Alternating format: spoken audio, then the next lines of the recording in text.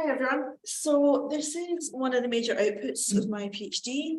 It's sort of trying to understand user experiences when they're engaging with online content. In this case, for my study, it was social media, and it was a way to try and analyse the comments themselves. So as a bit of background, my research was trying to understand both how national libraries use social media, but also how users respond to those posts. The problem at the moment is that engagement is traditionally measured in response numbers. So numbers of likes, numbers of shares, numbers of comments.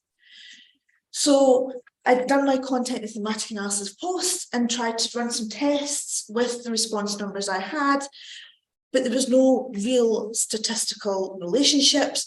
There was no obvious patterns to what got liked and what didn't get liked. So at this point, I tried a different approach.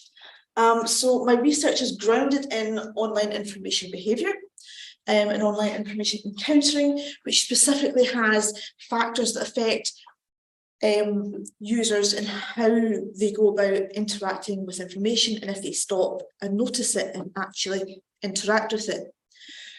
So taking some of these factors such as their emotions, their race, their attitudes, the types of information, this led to some trial and error with a lot of different analysis types to try and figure out exactly what was the best fit. So I ended up using thematic discourse analysis as by Potter and Weatherall to try and understand what users are responding to in the content and possibly why, if I can. Because at the moment, most of the other research that analyses comments is based on large data sets and purely semantic analysis, understanding if it's positive or negative, which has its value, but isn't quite appropriate in this case. So this ended up developing a 5-question framework that forms the basis of my toolkit that I'm talking today. It's a qualitative toolkit. It's designed that it can be used by practitioners, academics, basically anybody who's interested in social media or anything where anybody can comment on. Okay, so I'll briefly talk through the 5 questions and then I'll display an image of how I'm working through the toolkit.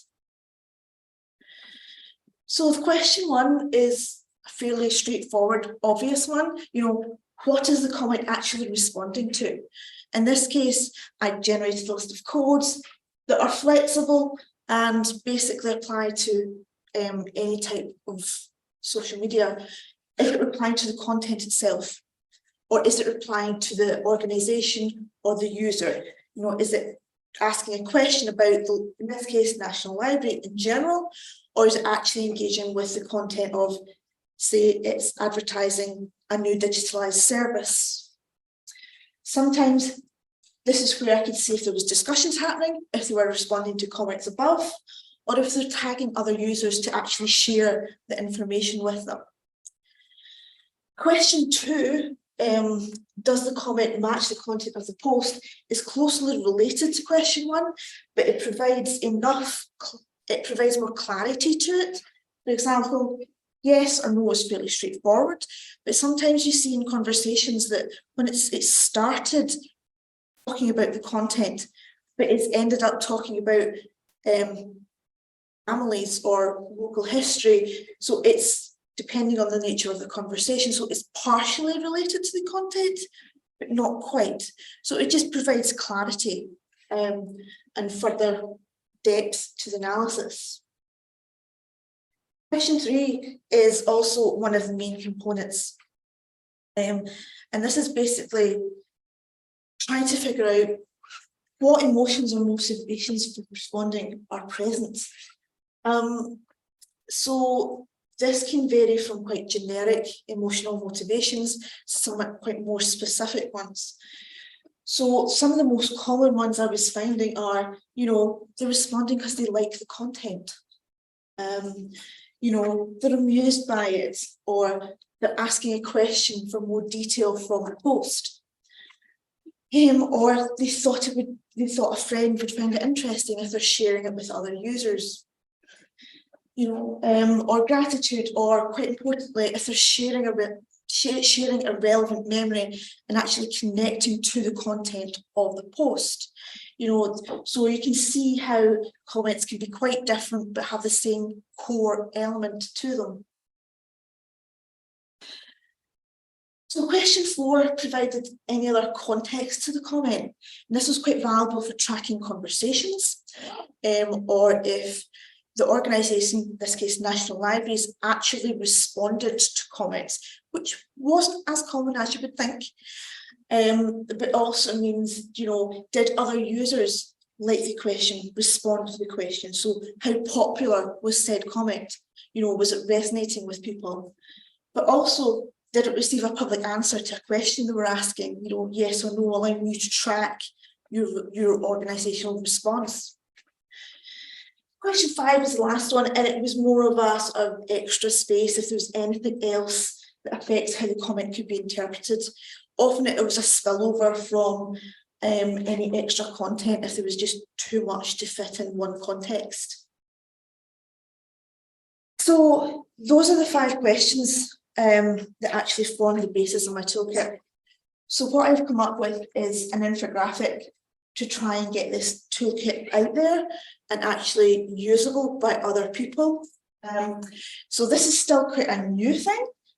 So I really appreciate feedback on, the exact wording and display, the visual communications. So a bit of background about what it can be used on and why you'd want to analyse comments. So what you need is basically, you need the comments to posts and something like a spreadsheet. You could also do it on paper if you wanted. There's no specific software needed. I've got a section on how to get comments, but it's quite brief, mainly because one of the methods, API access, is constantly changing.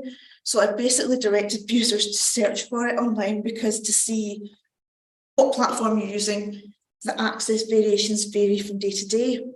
And I did use some API access to gather my comments, but I also used the second option, basically going to the website and copying comments into a spreadsheet.